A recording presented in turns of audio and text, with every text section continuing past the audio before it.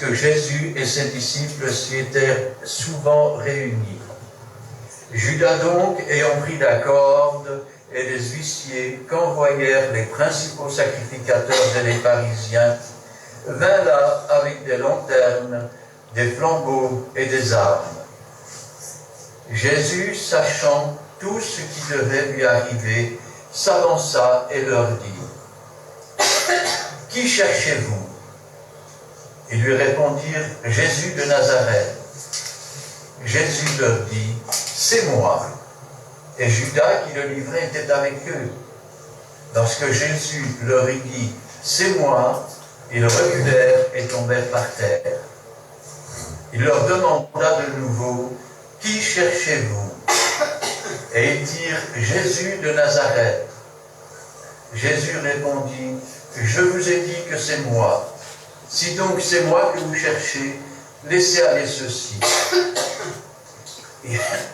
Il dit cela afin que s'accomplisse la parole qui avait été dite : « Je n'ai perdu aucun de ceux que tu m'as donnés. » Simon-Pierre, qui avait une épée, la tira, frappa le serviteur du souverain sacrificateur et lui coupa l'oreille droite. Ce serviteur s'appelait Malchus.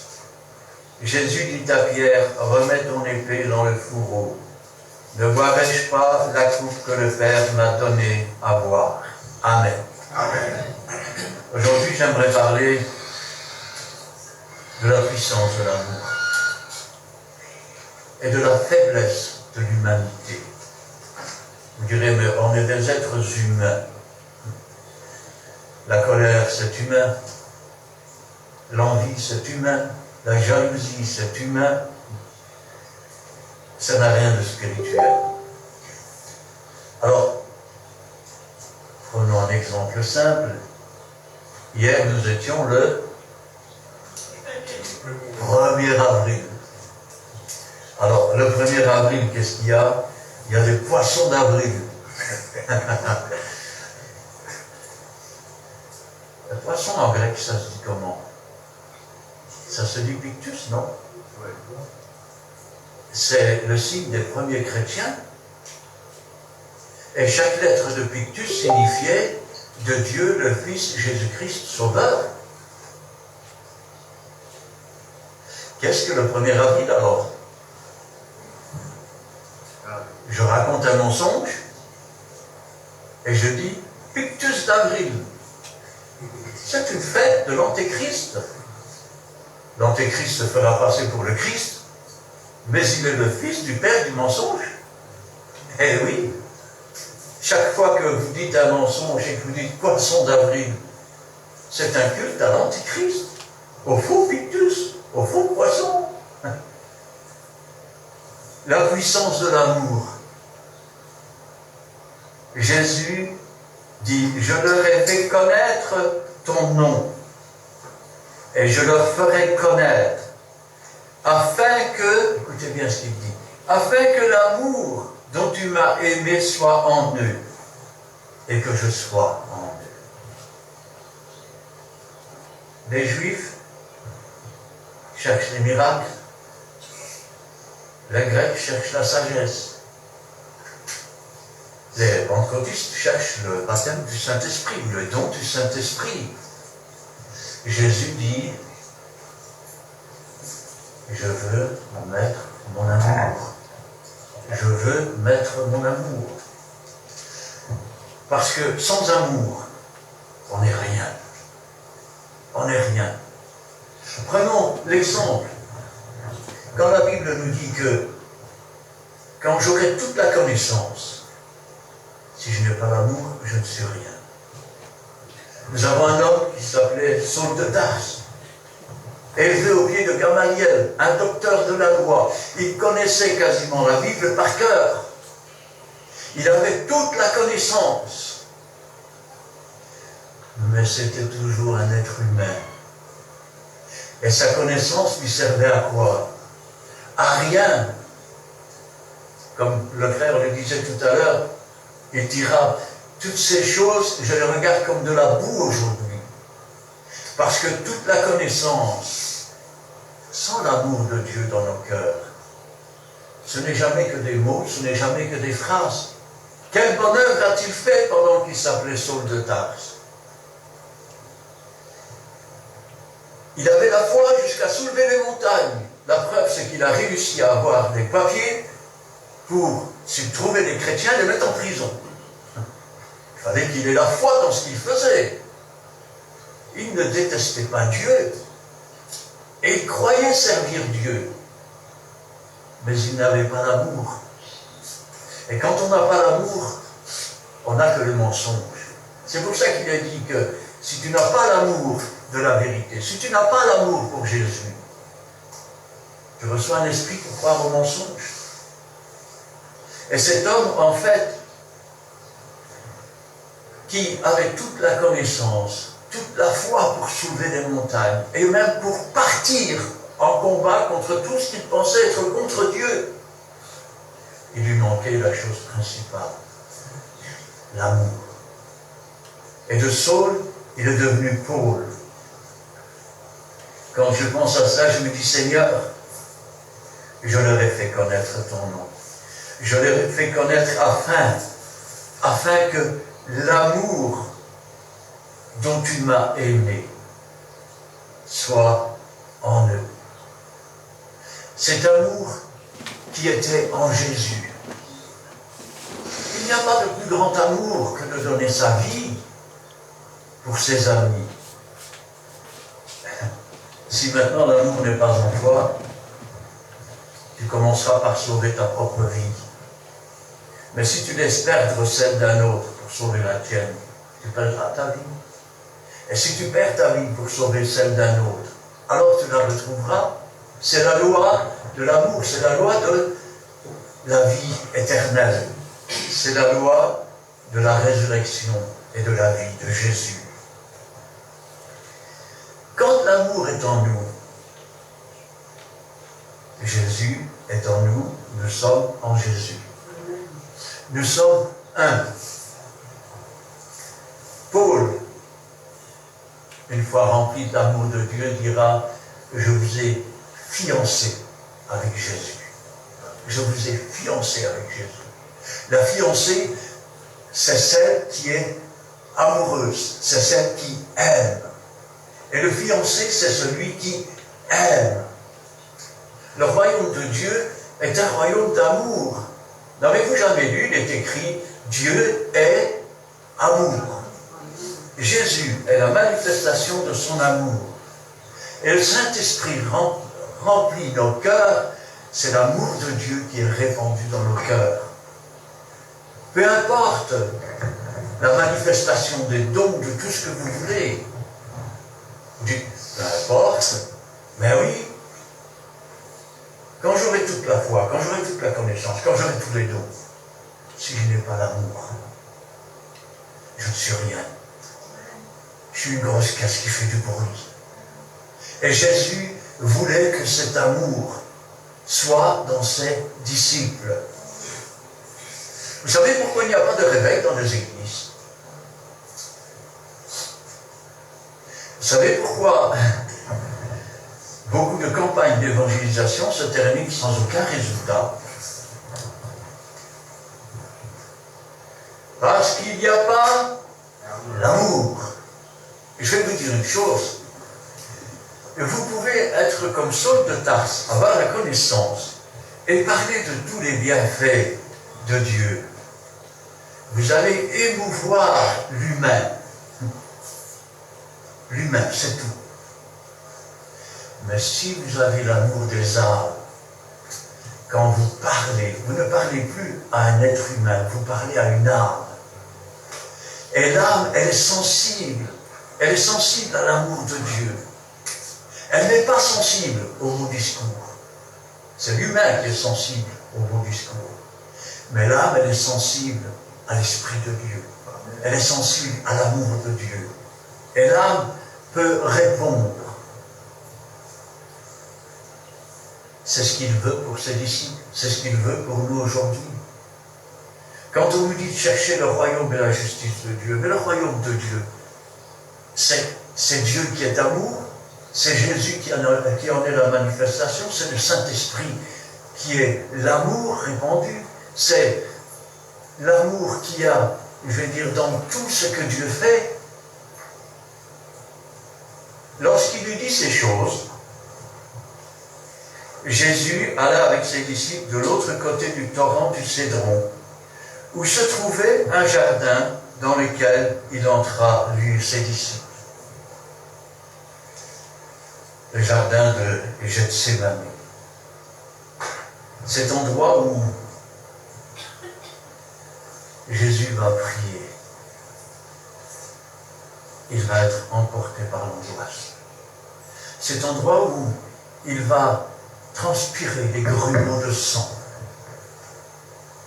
Cet endroit où il va ressentir tout le pouvoir de la douleur et de la souffrance qu'il va devoir affronter. Cet endroit où le diable commence à venir lui montrer. Mais alors, pourquoi ne s'est-il pas enfui en courant devant tant de choses qui l'attendaient? Il savait exactement ce qu'il allait souffrir. Les prophètes en avaient parlé. Le psaume 22 dit, ils ont percé mes mains, ils ont percé mes pieds. Ils se partagent mes vêtements, ils tirent ma tunique au sort. C'est le taureau de Basan. Ils secouent la tête. Vous savez, chez les Juifs, secouer la tête, c'était... Ils savaient tout cela. Et pourquoi ils ne s'enfuient pas? Avez-vous déjà réfléchi à ça? Pourquoi les premiers chrétiens entraient dans les arènes, sachant qu'ils allaient se faire manger par des lions, et ils chantaient? Ils chantaient et ils souriaient. Et quand on passait près des cadavres, les seuls cadavres qui n'avaient pas un sourire sur le visage, c'étaient ceux dont le lion les avait mangés.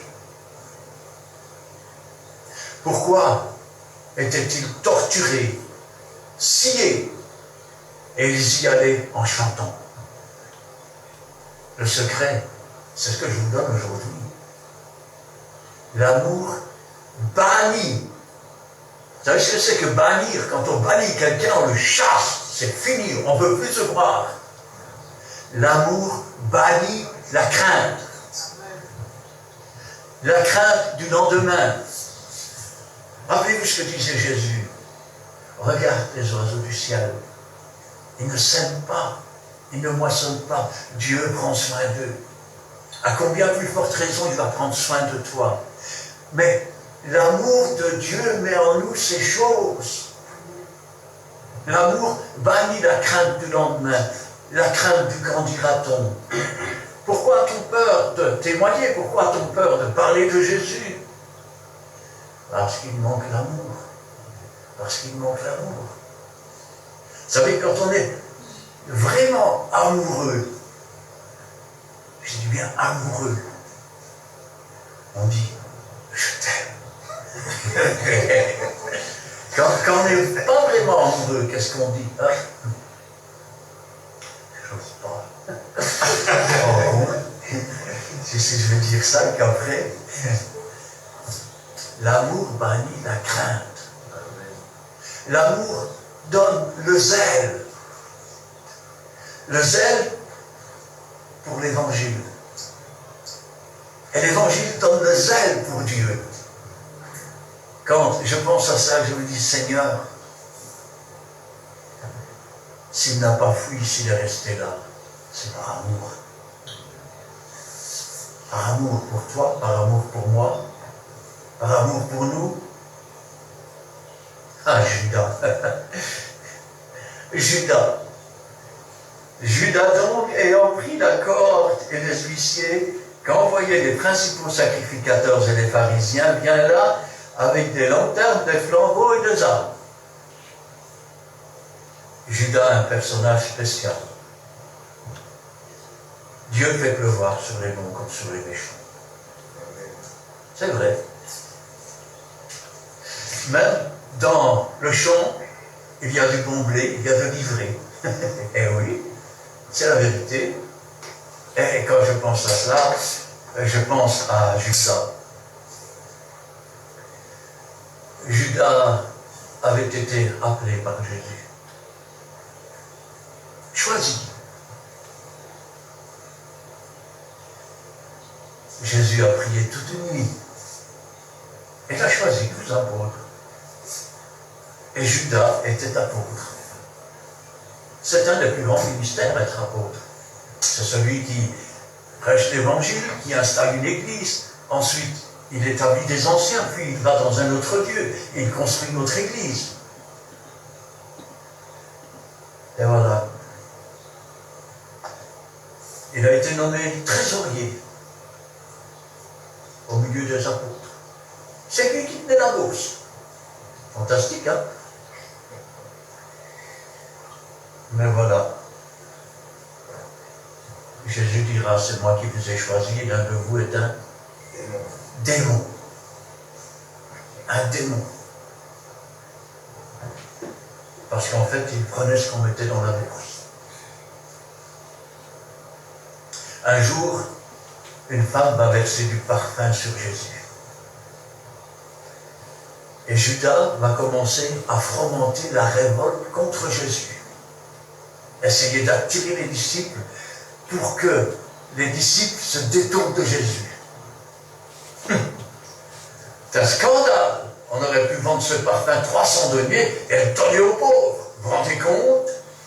Il ne s'intéressait pas aux pauvres. Il volait ce qu'il y avait dans la caisse. C'est tout ce qu'il voulait. Et en même temps, il discréditait Jésus. Il servait Mammon et Dieu en même temps. C'est pas possible. Il ne peut pas servir deux maîtres en même temps. Un jour, on lui a offert le prix d'un esclave. Si Jésus a été vendu, c'est pour le prix des esclaves du péché que nous étions. J'étais un esclave et Jésus a été vendu pour prix de mon rachat, pour prix de notre rachat. Et pour les 30 deniers qu'il va accepter, qu'il va prendre, il va les conduire vers Jésus. Regardez quelle fausseté. Il approche et qu'est-ce qu'il fait? Il donne une baisse à Jésus. C'est donc par un baiser que tu me livres? Celui qui a mangé mon pain a tourné son talon contre moi. Depuis, vous remarquez qu'à l'époque, il y avait Judas Iscariote, il y avait des Judas ici, Judas là. À partir de ce moment-là, des Judas, on n'en voit plus beaucoup dans les noms. Hein. On voit des Marie, on voit des Joseph, mais des Judas, on n'en voit pas. Si, il y en a aux portes.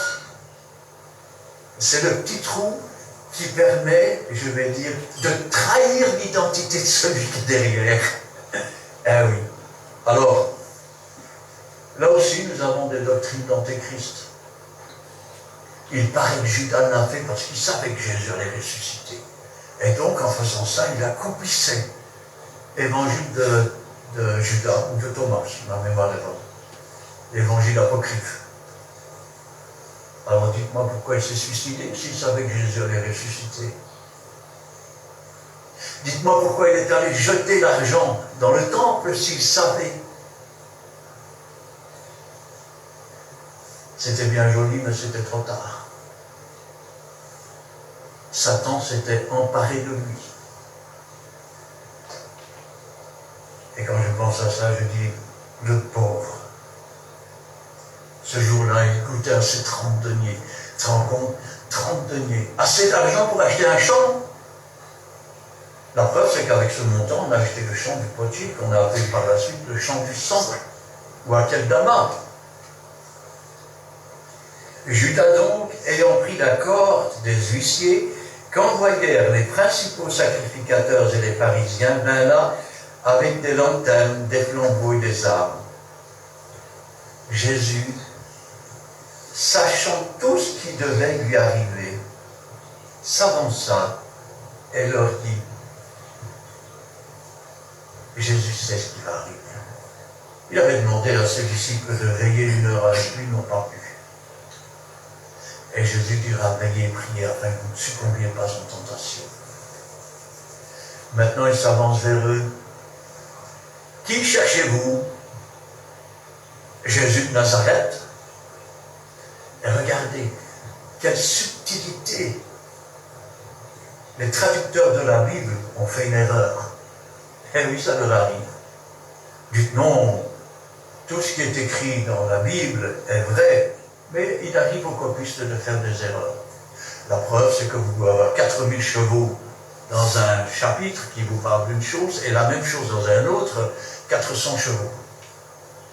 Ça veut dire que le copiste s'est trompé. À force d'écrire, vous savez, à l'époque, on avait dû supprimer le nom de l'Éternel. Pourquoi? Parce que chaque fois qu'il tombait dessus, il va se laver. Ça devenait impossible. Alors, on a changé par l'Éternel, le Dieu trois fois saint, et ainsi de suite. Mais, quand il dit « c'est moi », il faut savoir que c'est traduit du grec. Et en grec, « c'est moi » et « je suis », c'est le même mot. Ça veut dire que quand Jésus s'avance vers eux et qu'il dit « qui cherchez-vous » Jésus de Nazareth. « Je suis ». Regardez ce qui se produit. Jésus leur dit « c'est moi », c'est-à-dire « je suis ». Lorsque Jésus leur eut dit ces mots, ils reculèrent et tombèrent par terre. Ils reculèrent et tombèrent par terre. Mais pourquoi? Pour cela, il faut faire appel à sa mémoire. Moïse est devant un buisson ardent. La voix de Dieu se fait entendre. Et Moïse dit, mais quand ils me demanderont quel est ton nom, que leur répondrai-je? Et la voix lui dit, tu leur diras, je suis. Ou, traduit en grec, en français, c'est moi.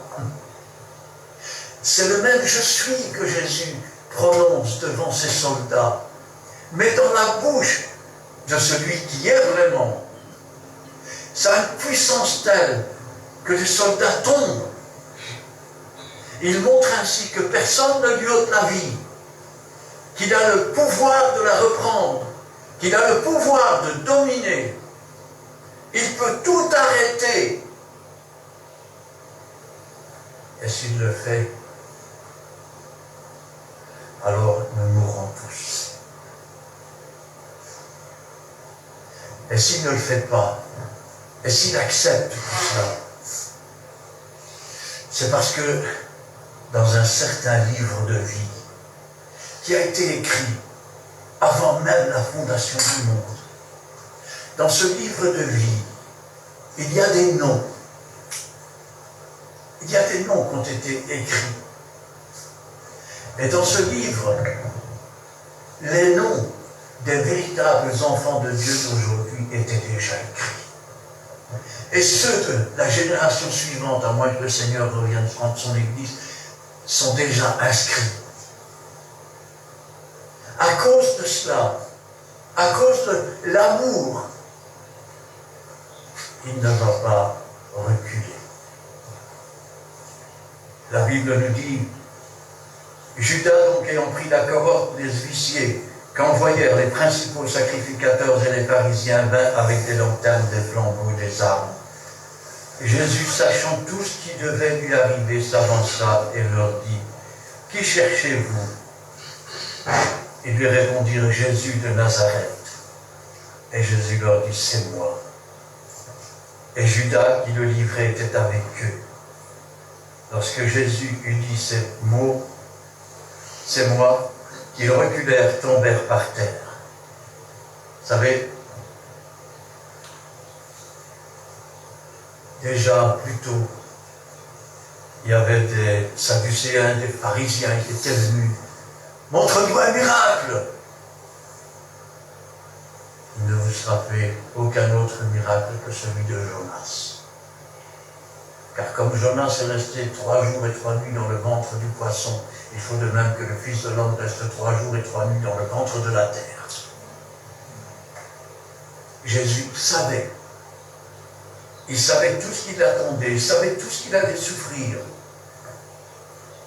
Il leur demanda de nouveau, qui cherchez-vous? Ils dirent, Jésus de Nazareth. Je vous l'ai dit, c'est moi. Si donc c'est moi que vous cherchez, laissez aller ceci. Regardez quelle pensée il a à ce moment-là. Il est la parole faite chair. Il ne peut pas perdre une seule de ses brebis. Si c'est moi que vous cherchez, laissez aller cela.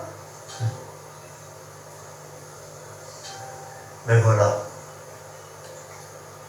Il y a un autre apôtre là. Il a un problème aussi. Oui, et son problème n'est pas d'aujourd'hui. Tenez, par exemple, un jour Jésus demande, qui dit-on que je suis? Et les disciples, ben, ça les amuse. Hein. Oh, il y en a qui disent que tu es Élie, d'autres qui disent que tu es un prophète, d'autres qui disent que tu es Jean-Baptiste ressuscité. Et vous, qui dites-vous que je suis? Alors il y a un silence. Puis Pierre dit, tu es le Christ, le Fils de Dieu qui devait venir sur la terre. Et Jésus lui dit, tu es heureux, Simon, fils de Jonas, car ce ne sont pas la chair ni le sang qui t'ont appris ces choses, mais c'est mon Père qui te les a révélées. Et Jésus commence à parler de sa mort. Et qu'est-ce que Pierre dit? Qu'à cela ne tienne, Seigneur, ça ne t'arrivera pas. Jésus se retourne, c'est pas Pierre qui parle. Il dit, arrière de moi, Satan. Arrière de moi, Satan. Ça veut dire que Satan rôdait autour de Pierre.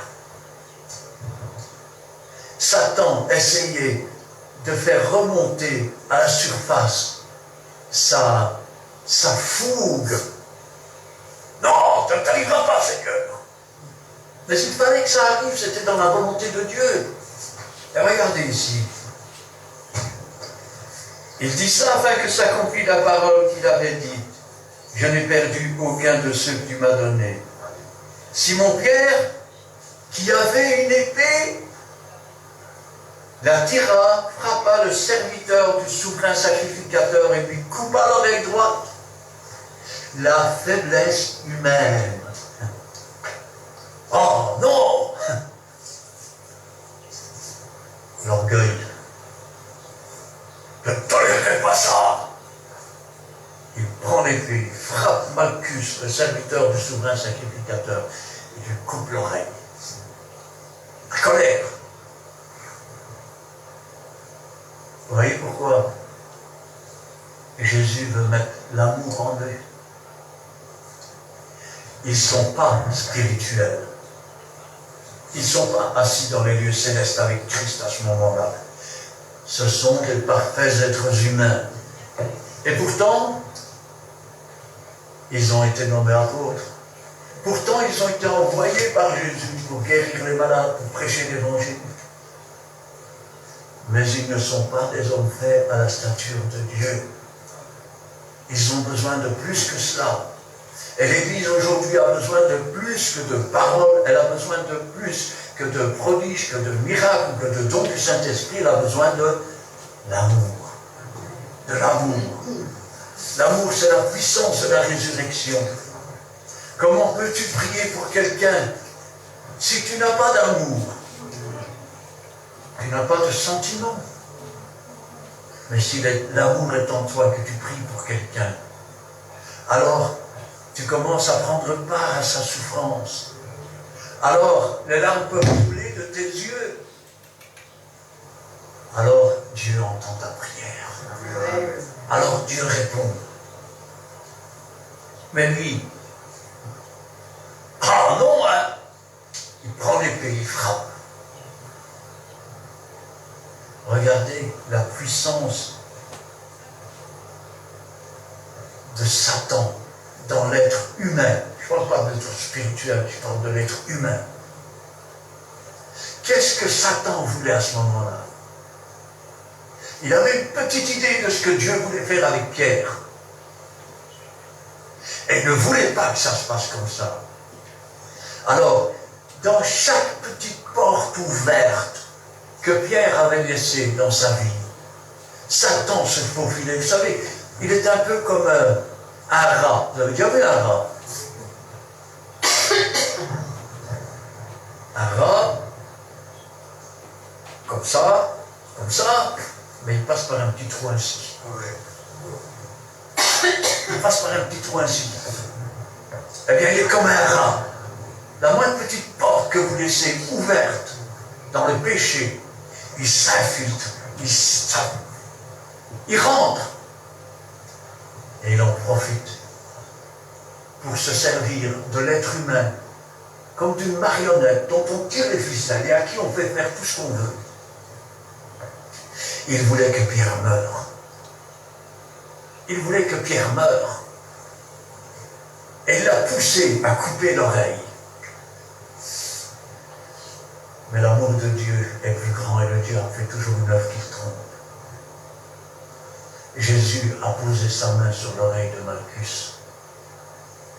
Et l'oreille a repris sa place. Et Pierre ainsi n'a pas été arrêté. Dieu change les temps, Dieu change les circonstances. Si vous saviez le nombre de fois où Dieu a mis sa main pour que vous ne tombiez pas, pour que vous ne soyez pas écrasés. Il a dit, je suis avec vous tous les jours. Il n'a pas dit un jour sur deux ou quand vous en avez envie. Ce serviteur s'appelait Malchus. Remets ton épée dans le four.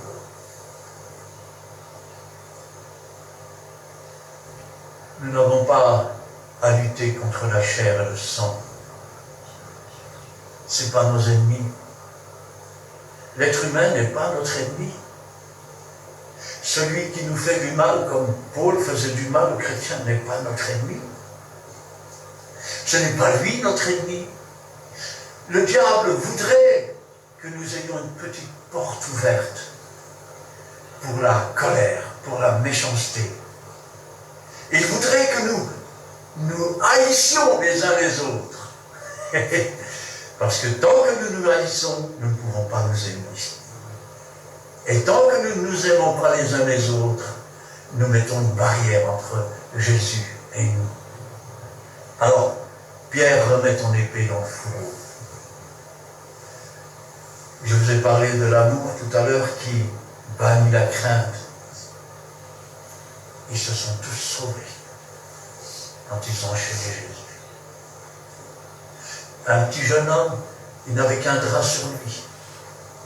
Et il a commencé à essayer de suivre. Mais il y a un soldat qui l'a attrapé. Où tu vas, toi? Il a laissé son vêtement dans les mains du soldat, il est parti tout nu en courant. Pierre aussi a suivi. Mais il suivait de loin, à cause de la peur. Combien de chrétiens suivent de loin comme ça?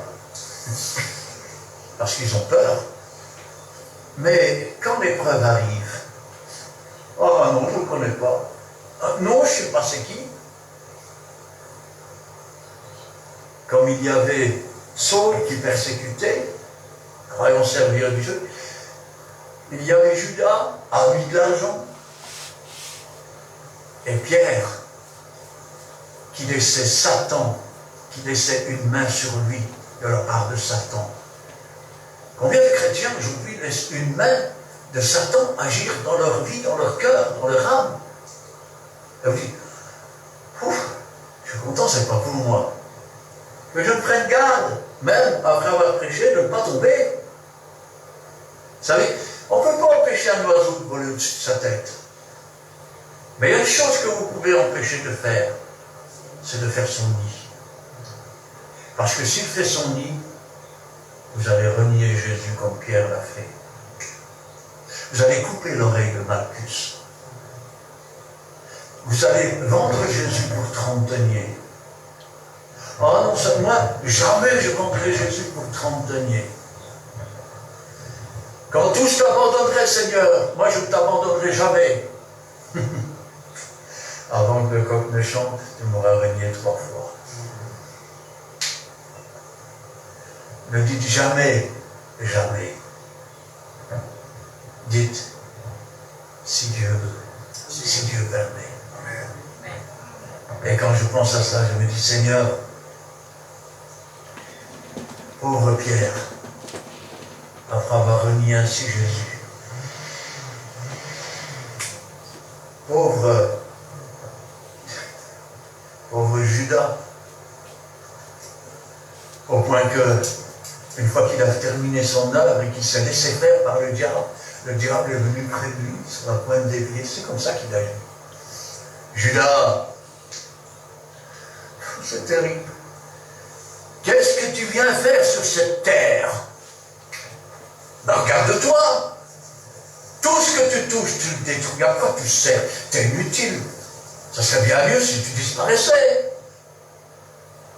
Et Judas a continué à écouter la voix du diable.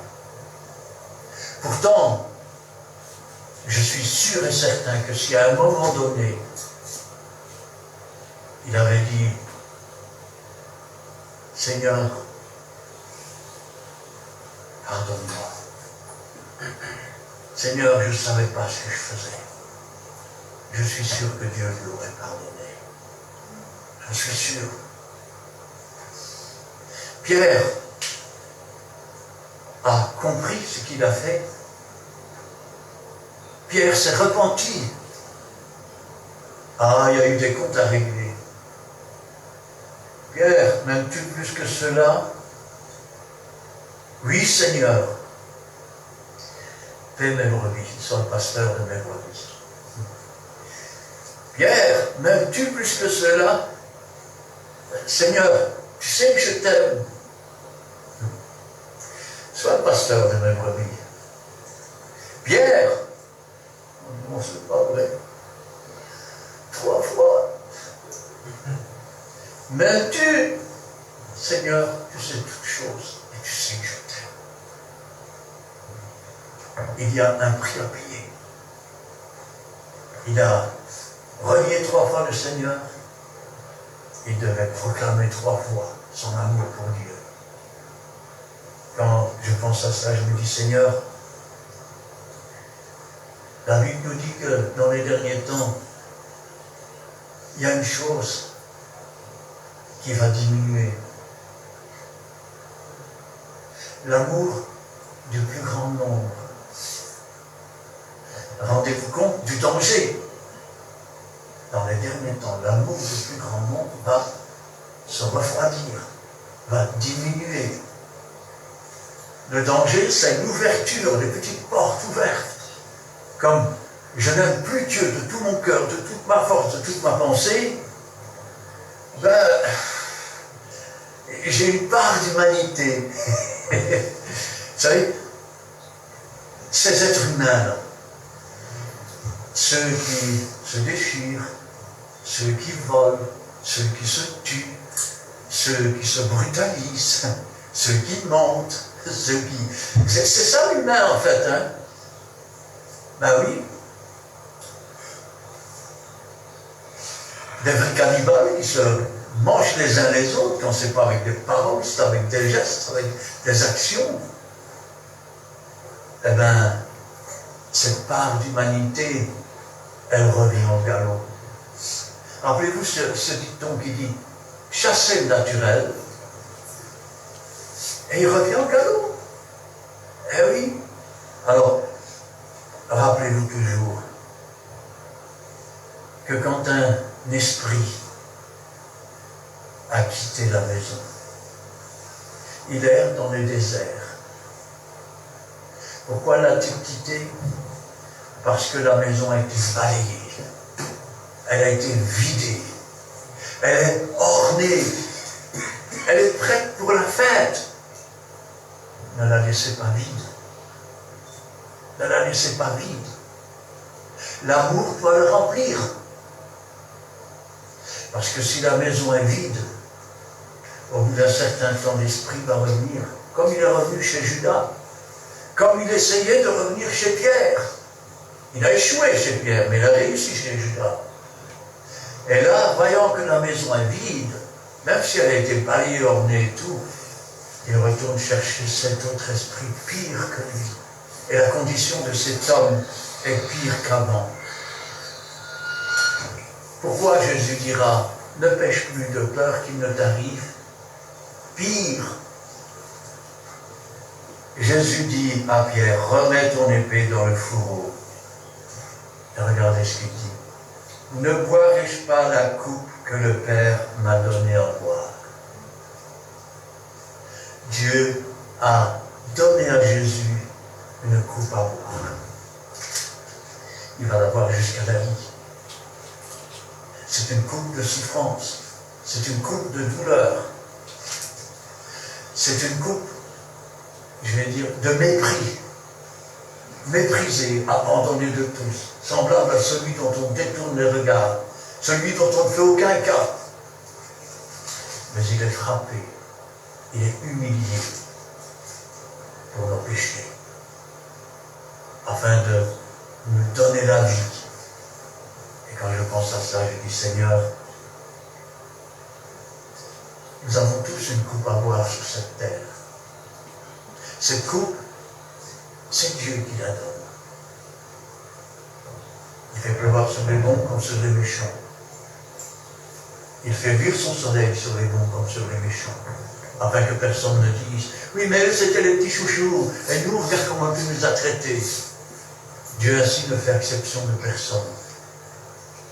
Et dans cette coupe, il y a des persécutions, il y a des tracas, Dieu nous apprend à compter sur lui-même. Car il ne mettra jamais sur nos épaules des choses qui dépassent ce que nous pouvons supporter. C'est pourquoi nous devons nous tourner et rechercher l'amour. Rechercher aussi des dons spirituels, surtout celui de prophétie, mais chercher avant tout l'amour. Parce que l'amour, c'est l'essence même de Dieu. Dieu est amour. Amen. Amen.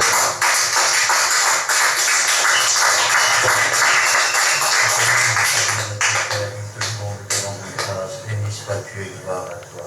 Ta parole est la vérité et la vie. Et c'est la révélation de tes paroles qui est claire. Alors Seigneur, moi je n'ai que des mots, que la puissance de ton esprit agisse et qu'ainsi la gloire de ton nom resplendisse. Gloire au Père, gloire au Fils et gloire au Saint-Esprit. Amen. Amen.